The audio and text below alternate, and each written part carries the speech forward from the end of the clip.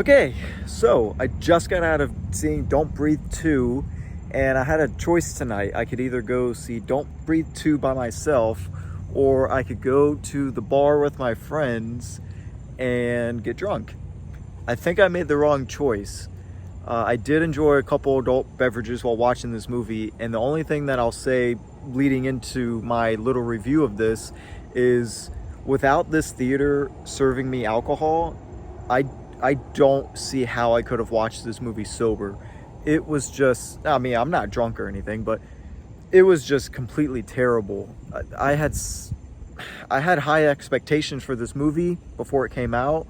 If you remember on the first episode of the Only Film Fans podcast, I talked about, it was like my number 4 most anticipated movie for the rest of the year. I really enjoyed the first movie.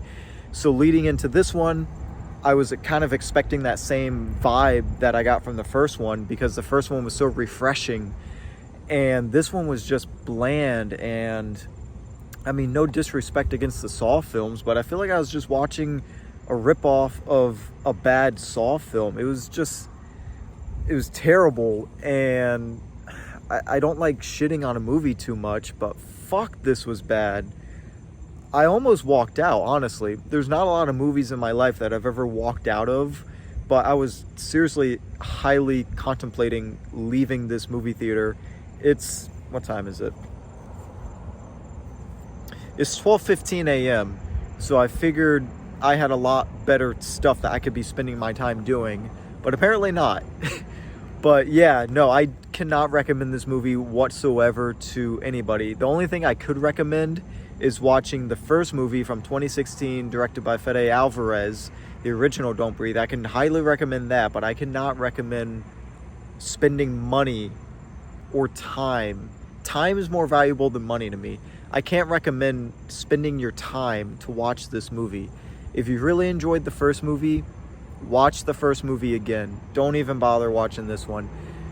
I saw a lot of people online talking about how making the blind man the main character of this movie, and they were saying that they were kind of making him the hero, and I get where they're coming from, and that concept didn't bother me. That's not what bothered me about the movie.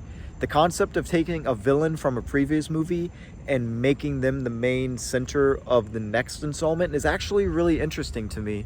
I was curious on how they would do that, but the execution wasn't quite there. They weren't able to execute that. If for whatever reason they decide to make a third one, no interest whatsoever. Even if they bring back Stephen Lang, there's no interest for me in that. This kind of felt like a Netflix movie where it didn't have any advertising building up to it, and they kind of just released it and hoped to gain an audience just from releasing it on a blind whim. That's kind of what it felt like. But anyway, have you seen Don't Breathe 2? I hope you didn't see it. But if you did, for whatever reason, see it, what did you think about it? I know that this is a whole week late, but with a movie that was this bad, I don't think anyone's really going to care that I had this thing out a week later than when the movie released. But yeah, this is how I spent my Friday night. So I hope that yours was a lot better. And until then, I'll see you next time. Snarare det är också upp